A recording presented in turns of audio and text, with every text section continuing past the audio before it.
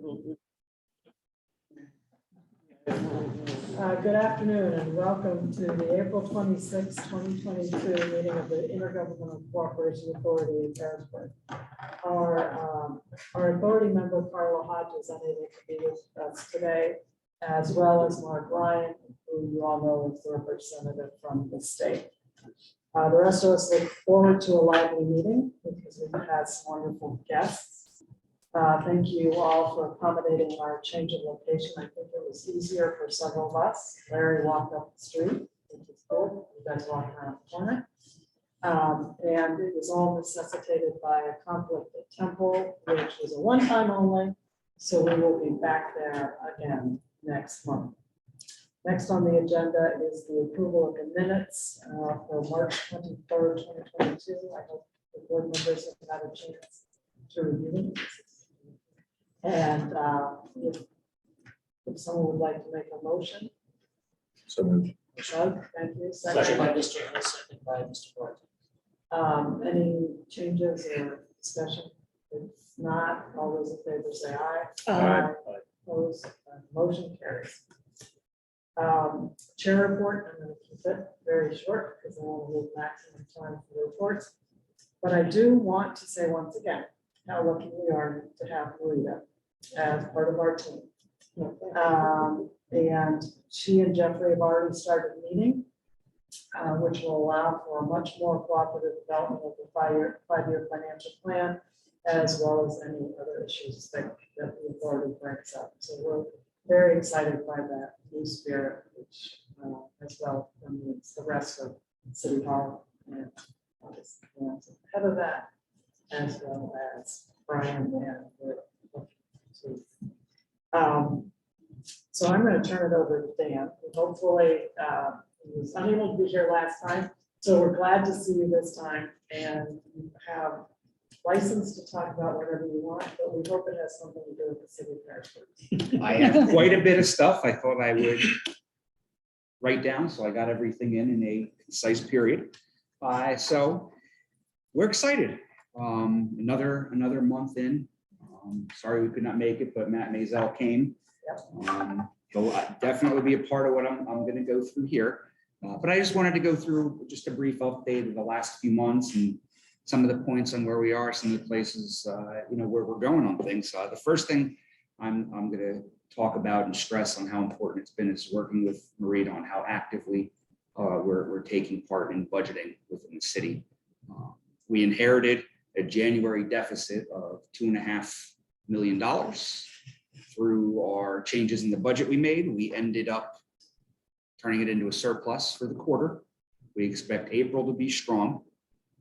And our first quarter spend was approximately 24.5%, which when you figure out 4 quarters and February being the short month, you're pretty spot on with budgeting.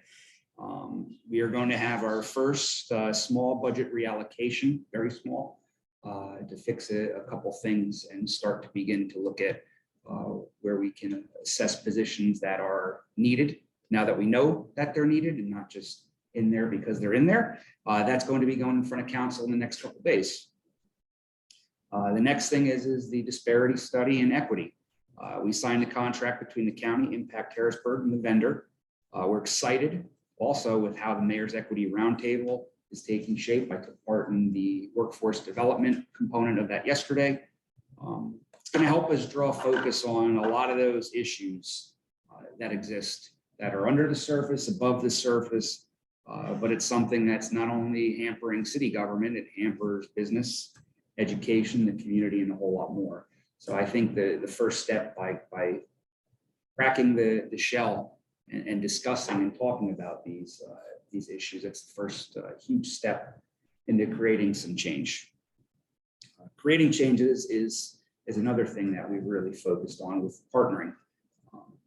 It's the first time in a long time a lot of our partners have said that they've been actively welcomed and welcomed into City Hall, across party aisles at all levels, federal, state, county, local partners, where they're discussing how we can work together to better serve the public, not interests. I can't sit here and give you all the details of everything that is that's in the work. There's a lot of stuff that's being discussed that we will be coming out with in the coming weeks and months. But I would like to draw attention to one of the partnering efforts in recent weeks. For about the last 2 months, the Bureau of Police, myself, and the mayor have been working with federal and state law enforcement partners and county law enforcement partners. That has led to a significant boost in the numbers of law enforcement professionals that we've had actively in the streets in the city of Harrisburg. Operations launched about a month ago. And if you've been reading the papers, watching TV, you will have noticed there has been a significant downward slope in the crime statistics here in the city. We're going to continue doing that. The Attorney General's office has also just signed on to help with the process. So we will have multiple different prosecuting bodies actively taking part, along with federal authorities, state authorities, among a number of different agencies, working with us hand in hand together in operations, which is something that at that level and that scope and size hasn't happened in a very long time here in the city. So we're really excited and thankful for the work of the Police Bureau and our partners with that.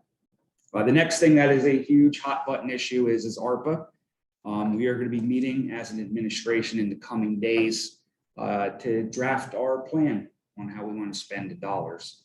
While there are stuff within the plan that will be backfilling revenue from prior years, what we're looking at is a plan that we could put forth in front of City Council that captures a lot of those ideas that the public had, that will focus on affordable housing, relief to the most vulnerable, and Parks and Rec, just to name a few different areas. Our hope is to have all of this done and passed before council gets their summer recess. We are working right now on it. There's a number of different pieces and components that are being done. Marita and Neil are working on as we speak. Public Works, another thing I would like to mention is how diligently our Public Works team has been working out there, not only on trash removal, but beautification and cleanup projects. They are under a new management there. Their days are filled with work to better the city. We're really excited with a lot of the stuff they're doing. We have a very busy season of road repair coming ahead of us, so expect to see a lot of great projects and work from them. And that will dovetail into the next thing, which is communications. Great projects and things are being done by them on a daily basis. Matt Maisel has been actively working within the community to show great stories and projects that are happening. We've been going out and doing a lot of proactive storytelling of the projects and the things that are being done in the community. You want to catch up on it, you can go on Facebook, but please read the papers, read the online publications, watch television, social media. You will see all this sort of stuff. We're really excited with the things we're doing. And that partnership and relationship that Matt is bringing to the table for the city is something that hasn't existed there in a long time. They're welcome in City Hall any day and every day of the week. We get back to them. We view them as a very important partner in the success of the city moving forward. Which that gets into some of the more hot ticket items. The first thing I'll bring up is 2nd Street and State Street. Obviously, they've been talked about quite a bit through social media and the press. 2nd Street's going very well. It's going to be completed this year. It's going to convert it to two-way from Forster to Division, something that's been 50 years in the making. We're really excited with the progress so far. Our teams are out on a daily basis monitoring activity, and checking QA, QC, all the work that's being done there. The more interesting one seems to be State Street. That project is currently on pause, but it's going to be starting back up very soon. The contractor is going to be addressing the ADA curbs to start at the intersections. That's about a month's worth of work, because right now our engineering bureau's devising roadway design concepts that will actually incorporate the parking needs of the community and the safety of pedestrians and bicycles while being able to safely move traffic through the corridor. Prior plan didn't really incorporate all of those components in it in a fair way, but with the amount of space that we do have in the area, it's completely doable. It's something that's very important to Mayor Williams and her administration, that we listen to the needs of all people. And when we heard a cry from the State Street community about parking concerns and ADA concerns, we listened. And it's something that we're working with a great team, including PennDOT, to fix. Just to give you a bit of a heads up, the Engineering Communications Bureau will have a brief presentation to council next week, and they'll listen to comments and concerns of city residents at that meeting. We actually hope to have all of our plans drawn up within the next 2 months to address the issue and work to be completed this year. Which then gets to the last item here that I want to mention, because it will dovetail into what Mr. Bortner's here. And operationally, I view this as probably the most important thing we've been working on the last few months. The city entered into a contract and is beginning its migration from 3 ancient mainframe systems, in technology terms, ancient mainframe systems, to a 21st century solution called Munis from Tyler Technologies. And you'll be hearing more about this from Mr. Steve Bortner, our Director of IT.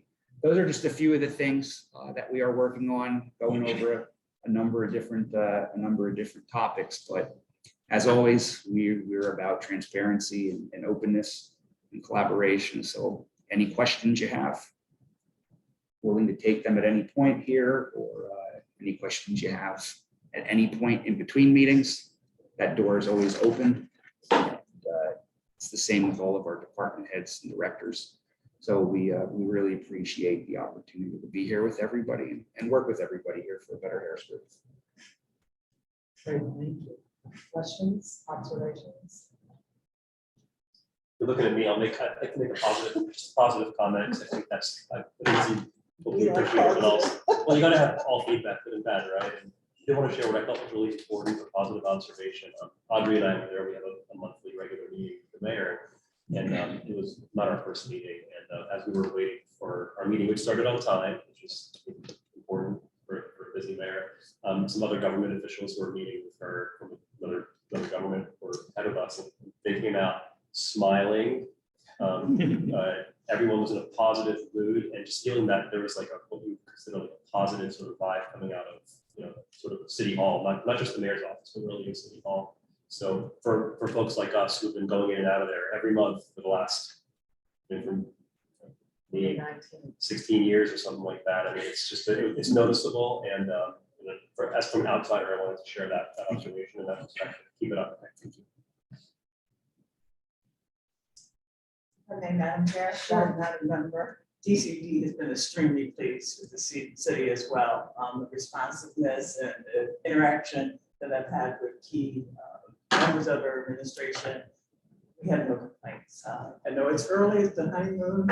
As a former mayor, I can say that. But at the end of the day, the accessibility, the responsiveness has only aided in our work as well as DCD. So thank you all. Thank you. And we're grateful because you all designed the report that we now use. It gives us a great snapshot of what happens month to month, and certainly couple that with what comes out of Brian's office regularly and what is complemented by the controller's office. I do think we have a much better sense of the fiscal picture. And just to talk a little bit about the finances, and you implied this when you said, we're hoping for a really strong April. One of the things that stands out is the dip in collections in the first quarter, which directly correlates, as I looked at the controller's line, in the real estate, because it's almost exactly down 5 million from what it was last year. And then we learned that was likely due to a late mailing. Well, the budget didn't pass till February 15th, so they, excuse me for interrupting you. And so Yeah. they couldn't Mail Couldn't mail until them out. February 16th, so it went out an entire month late. And so that's why you'll see the revenue robustly, Right. you know. That's why we're gonna have a strong April.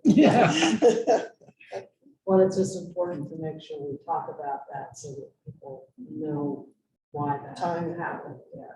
And the hundreds of people that will view this will also be made aware of that. One of the things I hope, and we're talking about IT today, and I think when we just talked in one of our monthly meetings, we were hoping to have Denise Hill here in May, just to talk about the community and economic development.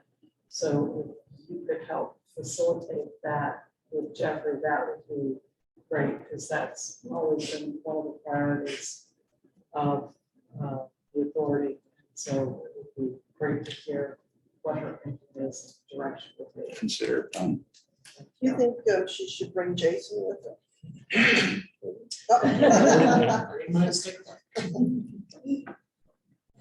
Any other questions or comments? Can I throw criticism out? Yes. Just to keep it on the sort of on the table is something that's been lacking in the city, at least during our entire tenure, has been an economic development and community development plan.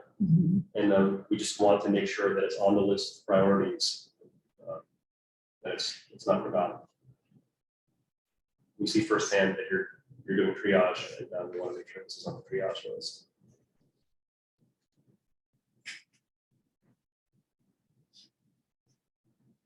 Well, if there's nothing else, then we'll move to our next item. And I don't know if you want to introduce Steve, or Steve probably doesn't need an introduction, because I've met some of you nice enough. before. Yeah. I'm Steve Wertner, IT Director. the backbone of the city. Well, probably has a lot of band-aids buried somewhere. Right now, Current yes. system going. Yeah, unfortunately, we lost our deputy director last Friday and our help desk person is leaving in 2 weeks, so we're in the process of recruiting. So to segue into my presentation, Dan's introduction about Tyler Technologies was good. We actually started talking to them back in 2019 just to see what they had to offer. We're very impressed, and we actually favored them over the 4 vendors that we looked at mid last year and into this year. So as Dan said, the system is called Munis ERP, Enterprise ERP, and it is a cloud-based system, so it will not be housed in City Hall like our mainframe is today, as well as some of our other systems. So we have the 3 mainframe systems to convert, which I started as a mainframe programmer 30 some years ago, and back at it now here with the city. And then we have our payroll system, which is paychecks, and then our finance system, which is Penimation / e-finance. So those are the 5 systems that are in the scope of this project. Obviously, a project this big, we need a name for it, so we're calling it Operation Municipal Migration. So that's the name of our project. Dan is our executive sponsor, and I'm the project manager for the project. So we sit on the steering committee, which is made up of 10 members. And Dan mentioned transparency. We have somebody from City Council, Treasurer's Office, and Controller's Office on the steering committee. So they're hearing everything that's going on. Nothing should be lost in translation among those different offices. We meet every other week, and we started meeting back in October and kind of had to put the brakes on it. So we started back up again in April. So we've had 7 meetings so far, and they'll continue every 2 weeks. Marita and Brian are also on the steering committee. We have 4 teams that are made up of about 80 city employees. We have our functional leads, which those are the folks that'll make some of the key business decisions we need to make about changing processes versus changing the system to fit a process that we do today. We don't want to change the system. We want to change our processes where it makes sense. We have our power users, which are subject matter experts. And then we have our end users, who are the people who use the system every day. And then our technical leads, which are the IT folks that will get the data out of the system to go into Munis and then validate that it's as accurate as possible. And then there's a lot of verification that the business units are going to have to do because they understand their data better than we do. We can get to it, but they know what should be. The project is going to be 6 phases.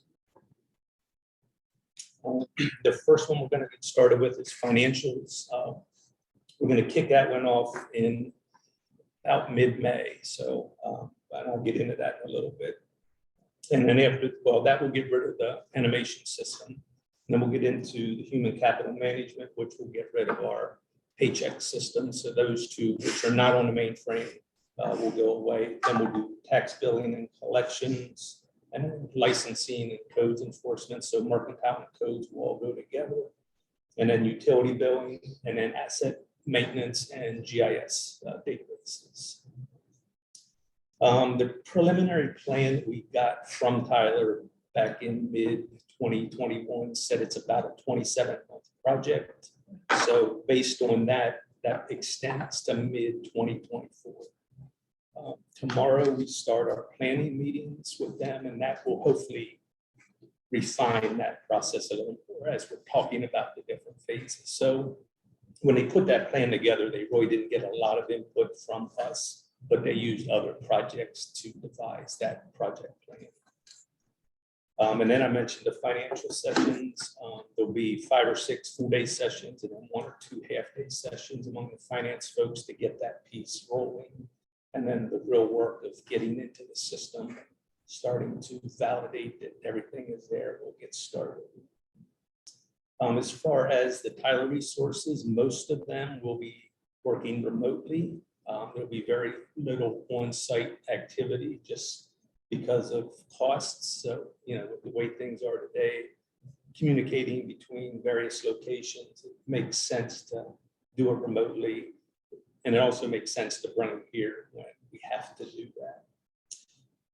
As far as costs go today, with the mainframe, animation, and paychecks, we're spending about $550,000 a year, which is astronomical for us to be paying. So that will drop down to a little over $300,000 per year. So we're thinking in late 2024, early 2025, we'll start to see some cost savings because those big costs will go away. So that's what we're anticipating at this point. But as we go through the project, we're going to refine that and, you know, make sure that we know exactly when that's going to happen. Some of the challenges are resources.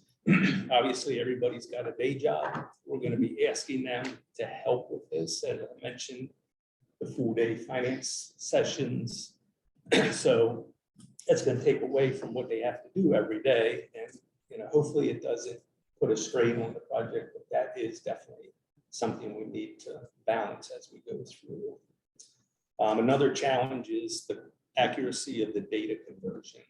That's the hardest part of this whole thing, getting it out of one system, getting it into a new system and making sure that it does exactly what we need to. So that's probably going to be the piece that we do iterations for quite a bit throughout the course of the project. And then I guess the last one is just any unanticipated disruptions. Something comes up and we kind of have to put the brakes on things. So hopefully we don't experience that, but that's always a challenge in any project of this size. And then looking longer term, we do have our Steelton block of business that is in the Unilink system. We want to convert that into Munis as well, and that's another cost that we can eliminate. Fortunately, that's not a big cost. It's about $800 a month right now, so we're not paying a lot, but this way we'll have everything in one system and get rid of that other one.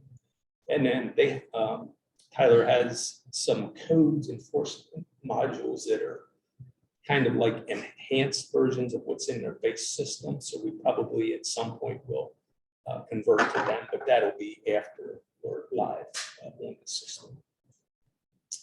And that's pretty much the overview of where we're at, really ready to get started tomorrow.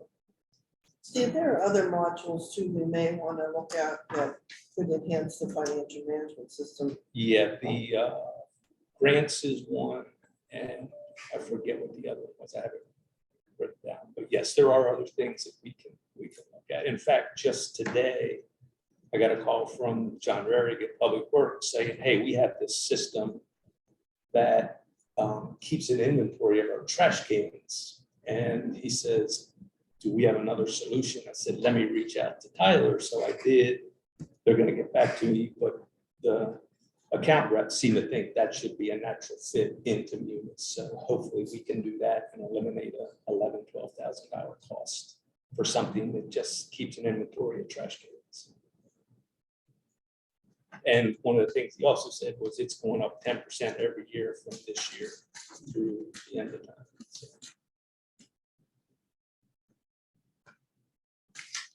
Questions, observations? How much historical data are you gonna migrate? it depends on the system, like utilities, taxes will have a lot more, probably up to 10 years. HR, I believe, somewhere between 3 and 5 years. And then others, it just varies. depending on- So are you gonna keep the existing systems sort of active for excess, or are you not gonna worry about it? We have to get rid of them, otherwise we do not There's no reduce any savings. costs. So the thought was, whatever we don't convert, get it out of the existing systems and put it into some other format, whether that's a spreadsheet, PDFs of reports, or some other way that it can be referenced when needed. And the farther you get away from your conversion date, the less likely you'll need to refer to anything that's not in the system.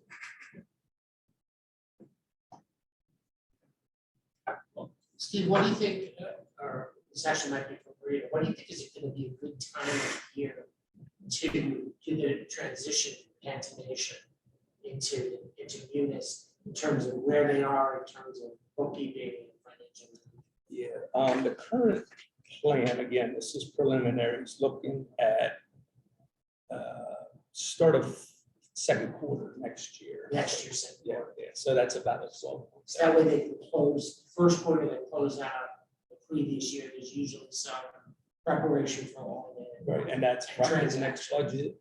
Yes. So that's kind of what the thing is. Makes sense. I'm curious if there's anybody here at the table or at the city who actually worked with community technology. I'm familiar with it. I haven't formally worked with it, but being as active as I've been with GFOA, I've been to other cities, Seattle, several other cities. I believe York just just implemented it. I spoke to some folks at York and they seem to be very satisfied with it. There's another city in Pennsylvania. Yeah, it's not like just through Reading. Reading, yes. Mhm. And from what I understand, Reading has been very pleased. I haven't specifically spoken to Reading since that transition, but I know that Tyler Technology kind of leads the market for municipal financial management software, particularly the general ledger piece is very critical and been very widely used throughout the United States. And they actually have an office in Strawberries where they're collaborating with another office that's headquartered there, and they're borrowing a couple of seats off them. So they did that before we even contracted with them. I was gonna mention that. But when I was at DCD, we worked with the office in Strawberry Square for some of our transitional, we were doing our municipal statistical data, the financial municipal statistical data, we worked with this group in Strawberry Square. It's connected. You mentioned you're working toward a grants management package as well. Will that help you with filing compliance issues? It should, however, I think a full-blown grants management system is not in their wheelhouse. The accounting piece is something they can handle pretty easily. So knowing that we're interested in it, whether that's something they consider, I'm not sure, but we've looked at others, grants management systems, and they're pretty complex, they're pretty expensive. I'm sure Tyler has partners that they're used to integrating with, if that's a direction that the city wants to go. It's better always to find software that they will integrate with another municipality. Correct. as opposed to just go shopping for at this point forward, for all your software decisions, you should always ask, well, who does Tyler already have a business relationship with that they can integrate? So if it's recreation software, fire department software, or anything else, you should probably start by saying, well, who have they worked with? If it's not a module that they provide, so. Great example of that, the police purchased a parking ticket system, which we haven't implemented yet. When I was talking to Tyler about this, they said, yeah, we just purchased a company from Texas that does full-blown integration with Munis. So that would be something we could do. Another example of partnering, the credit card vendor that we currently use, they already interface with in a much more automated fashion than what we do today, which is very good. So it'll streamline some of the things that internally we have to do for credit And cards when today. we did our review of the other systems, none of those systems were integrated to the point where it was a drawdown of a report, and with time delays and manual entering and review of data, it would have been a lot more work. Where when it's fully integrated like that, it's just makes sense. Another good feature is reports. Tyler will automatically schedule and email you reports as opposed to somebody thinking, oh, it's Monday morning, I gotta go run these 3 reports. You come to work in the morning, they're sitting in your inbox. So that is a feature that the other vendors could not support, which is a big negative for anybody who gets reports on a regular basis. Supports that. Yes, exactly. On the database conversions, is that going to be largely automated, but with checks, or going to have to do some manual entry as well? The hope is that we can extract everything from the 5 different systems, put it in the format that they want. They run it through their conversion engine. It populates the Munis database, and then somebody has to verify it. So we can basically have 2 screens. Here's existing data. Here's the new data. Does it match? So, but there will be potentially, if there's things we have that they don't have a defined field for, we can create user-defined fields that at least it'll be attached to the appropriate record in Munis. So I know, getting back to the disparity study, one of the things that the vendors looking for there is the background data on the vendors themselves, which exists in the back of some people's heads and sometimes in a file here and there. So for projects, presuming that becomes an integral part of the city's contracting process, that those are some fields that you can add if they're not already existing. Right, if there's things we don't have already in our databases and they're in the new, in the Munis database, then we'll have to capture that and populate it in their database. And a great example of that is today, the mainframe does not store email addresses or phone numbers. So we have 17,000 tax accounts, utility accounts, where we don't know their phone number, we don't know their email address. So I reached out to a company called Melissa Data, and we can send them names and addresses. They'll scrub it against their database and return both phone number and or email address if they have it. And based on, I think we figured 20 to 30,000, because we've got mercantile stuff as well, that it would be less than $4,000 to have that on day one, so that when we go live, it's already there. Nobody has to search for it or ask for it. We've already got it.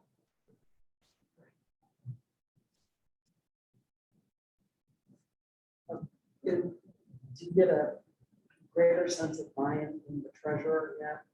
I do, yes, yes. That's He was great. probably the last holdout, but I think we're there.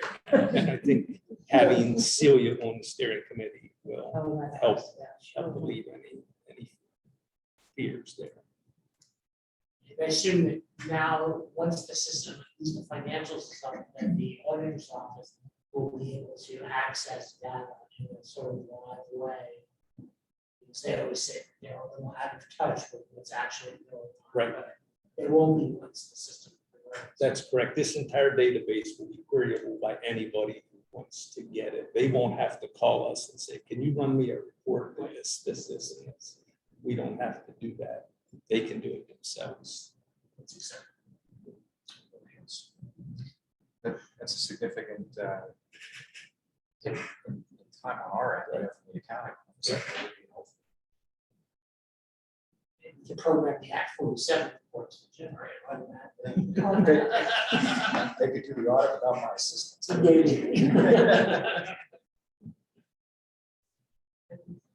And do they deal with the whole security piece of the data? Is that Yes. something they assure and feel comfortable with that? There was some discussion or concerns that Tyler had a data breach, which they did. However, it was on their corporate side, not their client side. So none of their clients, which we are now a client, none of that data was compromised. It was all their employee data that was compromised. And they had sent us some press releases on that, they've taken care of that. None of their clients were impacted by that. So, and their security will integrate with our Active Directory security, which is basically all of our employees. So you don't have to remember another sign. You can use whatever you sign onto the network. And then once you're in, every system has its own layer of security, so that I may have security to this, but not to that, depending on what my role is within the organization. So you can tie it down as tight as you want. Talk about kind of double duty for a lot of the employees in terms of the conversion. And I'm guessing there's a learning curve as well, because the software itself isn't going to behave. Right, they have to learn the system, how to do, if they're doing it this way today, how do I do it this way tomorrow in the system? So yes, there will be a learning curve there. We're hoping to limit a lot of that by how actively we hope to have people involved throughout this process too. I mean, there's 100 and some different names. I think if you look overall on the list of people that we consider power users, go through the list of different classifications. I think the more we get the buy-in and then used to it earlier on, the better we're able, one, to make sure the data is good in it, but two, to get them adjusted for when we go live. I think Steve is exactly on the head. Some things in the city in terms of what the processes are done now, they have to be re-examined and changed, because it might be smarter to adapt to the software as opposed to adapt the software to the process. And I've been through two municipal software versions, and you sort of go on a case-by-case basis and say, what would we have to do? And why do we do it that way anyway? And do we have to keep doing it that way, or should we bend? Some of that bending is legal. I'm sure you have a member of your steering committee which can tell you that, yes, we have to do it that way because the law says we have to do it that way. But some of it is just practice and policy. I'll give you an example, which I don't think you will face because you're not steadily into utilities. We do budget billing for utilities, and the formula to calculate the budget billing, so it's flat billing every month for the customer, was done one way, but the software does it a different way. So so you have to change the way you calculate the flat bill. So it means going and revising the city policy on budget billing, because it's not worth it to special program a formula to match the way you work doing it. The intent is the same. It becomes a look back. They look back a certain month to a certain month, or by calendar year, look back. It's irrelevant. Whatever way you does it, that's the way you do it. And then you just say, well, we have to change that policy. And there'll be, that's just a hypothetical, I don't think that will affect you, but there'll be other policies and procedures in departments and in customer service in general. But you might have to change some things. You just have to, my advice to you is to remain flexible and open-minded, and just go with the flow and try to match the software, because it's more important than spending time and money trying to make the software fit the city of Harrisburg. I also agree, I know we brought it up about past data. is NRA. As little as you need to convert to adequately run the city going forward. Don't be scared to say goodbye to old things that you don't really need, if you really don't need them.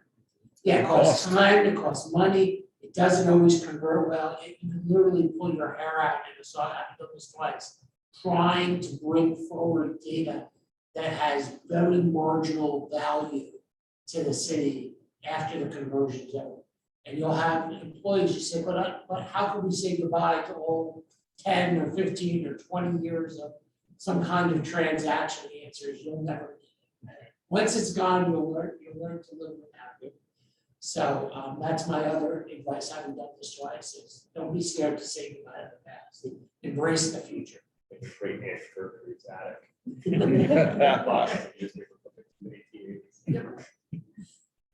Thank you. I think it's exciting.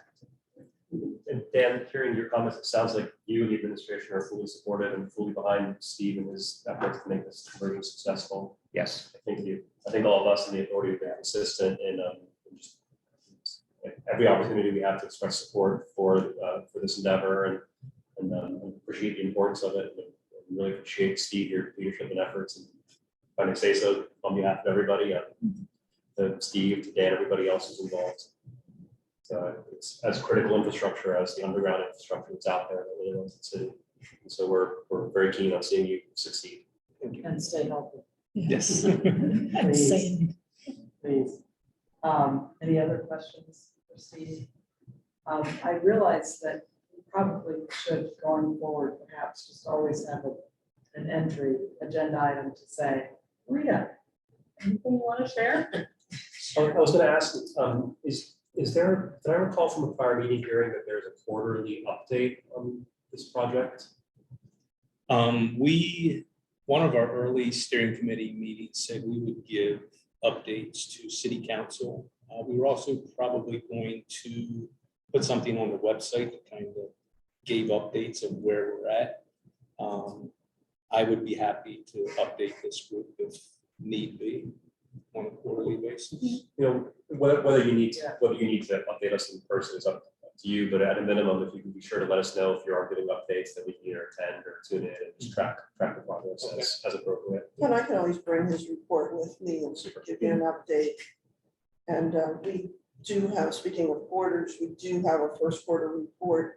We moved from just a one-year report, which is mid-year, to city council, to now Vice President Green has requested a quarterly report. So we're going to be presenting the first quarter report. Well, I'm not exactly sure when it's going on the agenda. I had sent it for last week, but I didn't see it, so I have to talk to Neil about that. He probably wants to coordinate it with the reallocation. I'm guessing that's what his plan is. So it won't be May 3rd's discussion. It'll mostly be a little later in May, but we will be doing quarterly reports with Ms. Green's recommendation. So we're very happy to be able, and that allows us to stay current too, and to keep our finances,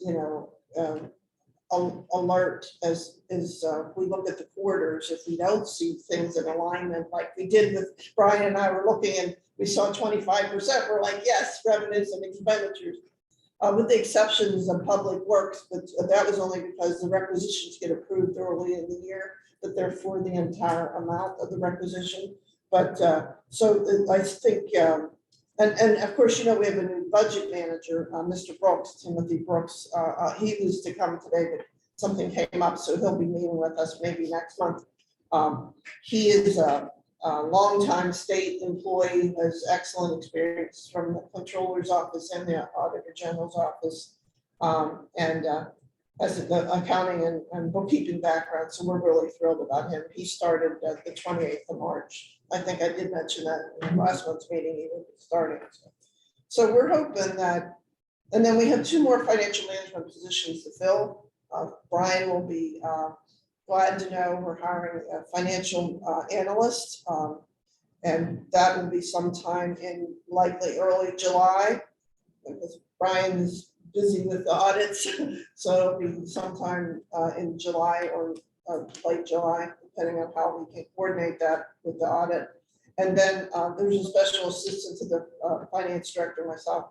I'm interviewing for that starting in a few weeks. So we're excited that we'll have full complement in the finance, a budget and finance department, and we think that's going to make for better presentations to the ICA and the DCD Act 47. So we're hoping that we'll have, even better communication with you, even better data, so that so everybody's kept abreast at the same time.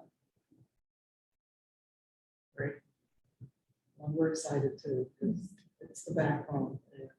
And we want you to stay, so we want to make sure you have lots of help too.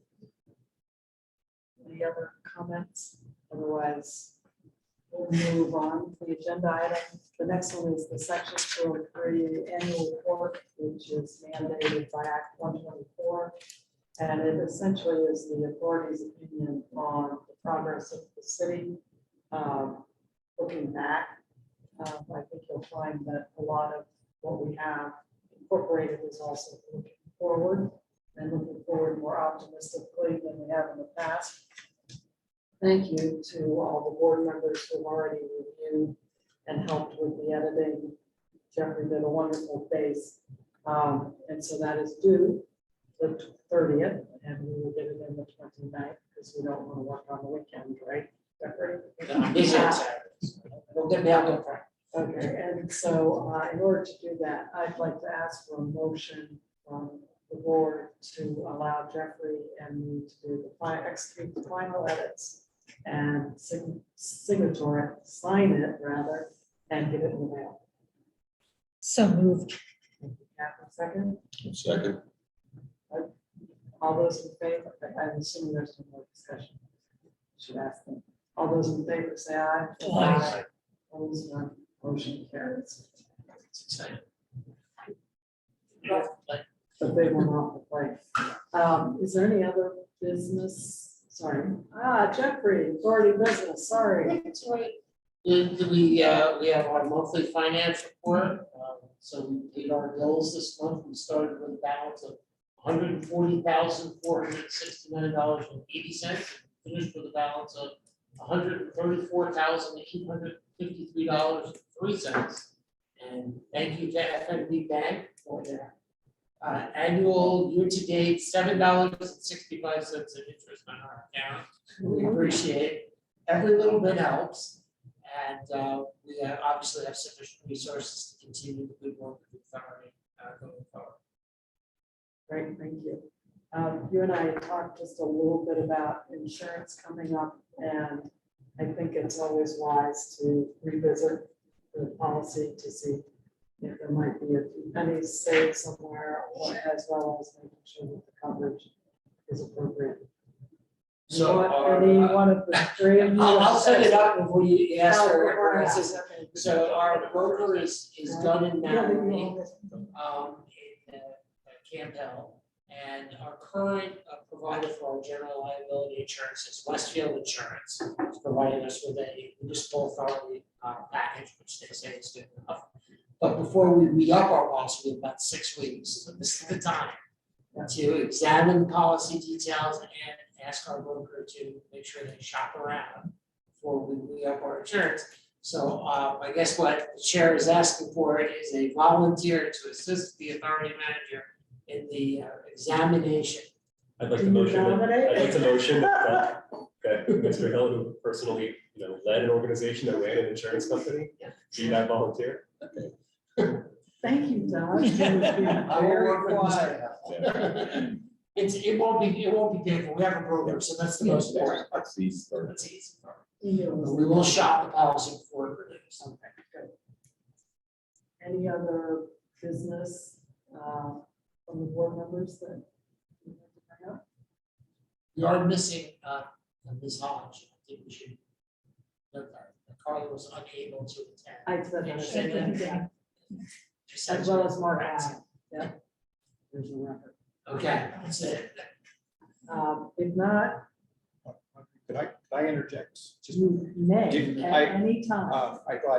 I know in previous times I haven't been participating in the meetings until recently, and I felt like I should be here just in the event there's any questions that you all want to ask, but if it's all right with Maria, Dan, I'm not on the agenda, but I've prepared like a quick list of highlights recently. Would that be? Good, yeah. I apologize for And I- not distributing something. I always welcome you. And I'll make sure you're on the agenda going forward. I think just as.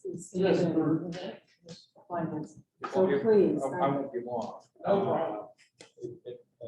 It's nice to meet Kim here. We've been communicating with our monthly reporting to DCED, and she's been also part of the, as recovery coordinator, the quarterly reports that go to the Commonwealth Court.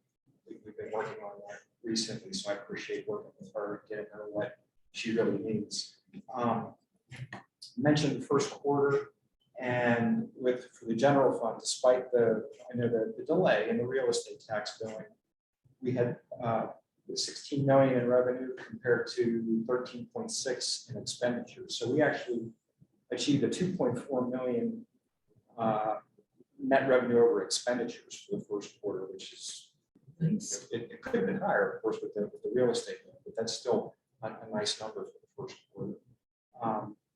On the expenditure side for the budget, Maria mentioned too, when you include encumbrances through the first quarter, we're just short of 25% of the budget utilized so far for the first quarter. Neighborhood service, good timing. Neighborhood services actually had a fairly good quarter as well, with a positive for the main part of the neighborhood services. So I'm not counting the 3 boroughs that the city is providing service. There was a $725,000 revenue over expense for neighborhood services, and not all of that, but roughly 280,000. When I went back and took a look, our collections for refuse and disposal has increased 80% compared to the prior year. So that's encouraging, because I'm aware of the concern we've all had about just that, the collectability. The expenditure budget for neighborhood services it looks reasonable too. It's a little over 23% utilized for the first quarter. Interject with a quick question. Yeah. Just back on the revenue side, could you just confirm something I'm recollecting, is that the budget for the revenue side is actually based on historical collections? You know, if that's the case, can you confirm that? Well, we did an analytical analysis of previous months' collections. That is More or less. a good bit, yeah, accurate. So in theory, the city could experience more than 100% of the budgeted revenue under neighborhood services if collections were to improve this year. But yeah, I'm hopeful for that, actually. As we keep If this trend continues. Exactly. And if the city is successful with past due collection efforts, how does that flow into the budget? We still recognize that as revenue, during any month. I don't know. I would think some of that increase can be attributed to realizing some of those past due amounts. I hesitate to say all of it, but I haven't taken a closer look at that to see how that, what that increase represents at that detailed level. And then just a related question before I zip it. Would it be possible to get an update on the outstanding receivable that we hear about once a year or twice a year, whenever the topic comes up? Would it be possible to get that one updated? Certainly. I need to do that for the audit relative to 12/31, but there are subsequent reports that we utilize just as well. 12/31 would be great to see, just to get a good reference point. And then whenever you're updating it, if you can just keep us apprised, so we can see how progress is working against that, would be great. And I spoke to someone today about perhaps an organization perhaps pursuing some of those delinquent, which I don't think has been done in the past, but Dan and I have thought that might be a good perspective. We're still vetting that through the whole process, but it's something that we're at least pursuing and looking into. I'm sorry. Oh, that's okay. Now that budget revenue, by the way, I know we were still conservative for this year, just based on how it's been, and also the environment we're still facing, with the effect of the health scare. So that's, any questions? Do you know if the city has begun to reassess late fees, neighborhood services fund, or they're still suspended as of now? They're still suspended as of now. It's part of a greater conversation that between mayor, treasurer. solicitor involved. Does that tie into the ARPA lost revenue account? No, annual billing discussion is what it ties into. It's all part of that. Excellent. Thank you. Brian. Appreciate the information. Brian, what's the parking looking like at this point? The revenue, Yeah, again, we budgeted 0, for this year, and the feel for even next year is not very encouraging. We work with Trimont,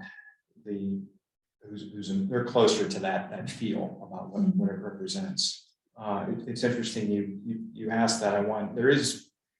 I guess it is bad news in a sense, because as you know, the revenue streams that are generated from parking, the priority is the debt on the bonds issued by PEDFA.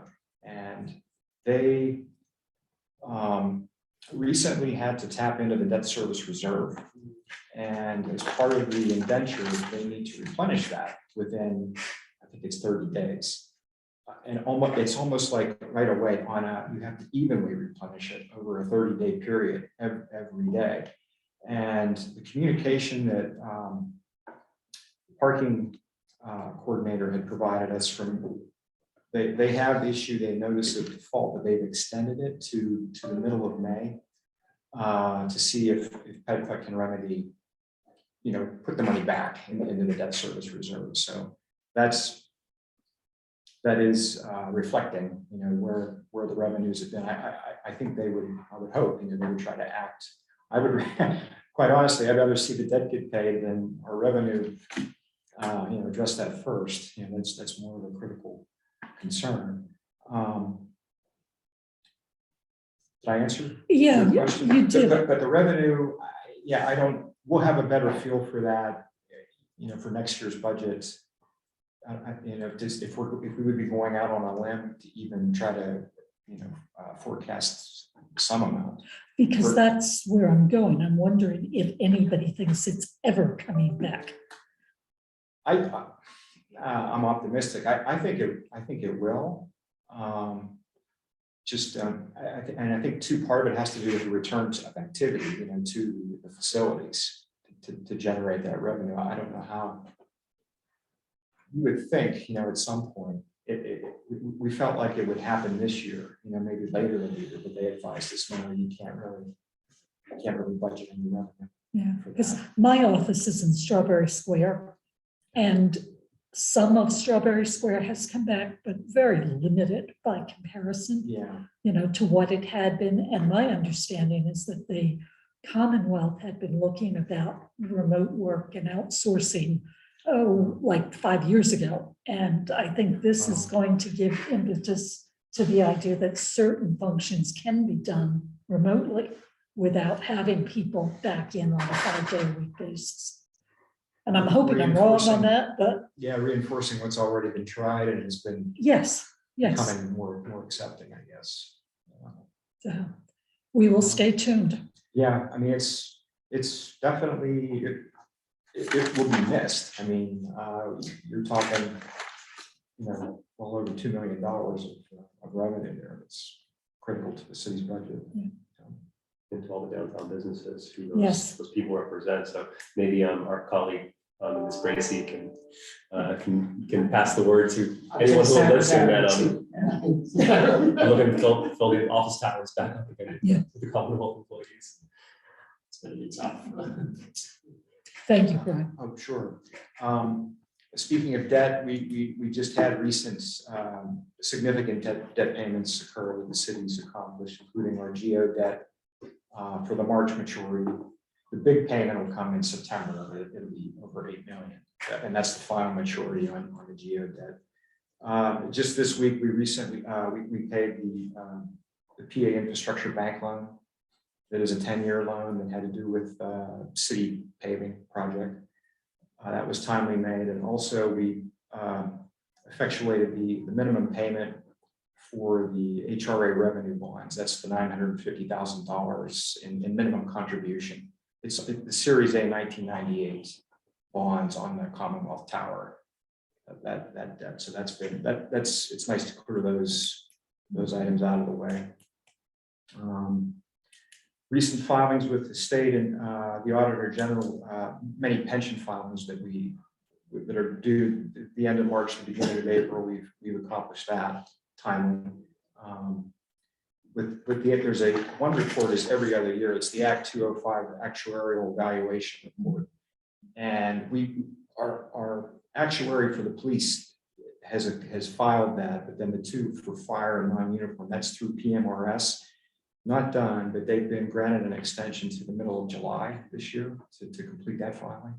So hopefully that'll turn out that way. And the last thing is from the audit side, the Auditor General completed their audit of the city's 3 pension plans. In fact, the reports just came, they released the audits today on all 3 plans. So that was good. And lately I've been preparing for our annual financial audit with Boyer and Ritter, which looking to be ready for them by the end of June with our audit preparation. And also in the mix of that is the audits. Meyer Dussel does the city's police pension plan. They're looking to start that sometime in early June. So that's my update. Thank you. Thank you. Thank you very much. Any other business? So just again, before we ask for public comment, thank you again to, I don't think we've ever been honored with 4 members of the administration at the meeting. But thank you so much. It is a wonderful difference that is noted. Thank you for the opportunity. I really appreciate it. We'll keep calling on it. So I'll turn it over to Jeffrey to do public comment. Oh, we don't have a very large public press today, but we do have member of the press. Do you have any questions, sir? No. Okay, and Ken, you already said something. Do you have anything else you'd like to add to the order? Nothing. I'll turn it back to the chair. All right, then. If anyone's interested, we entertain a motion to adjourn. So moved. Okay. And I don't think It was hard. it's still Robert's rules. I don't think we need a No second. second, you don't need a You don't second. need a second. So, Everybody always does it. Yeah, but you don't need it. so we're out of here. Okay, 5:03 PM. We're done. And next time with Temple Yeah, University. at Temple, we're back at Temple. It's like everybody- It's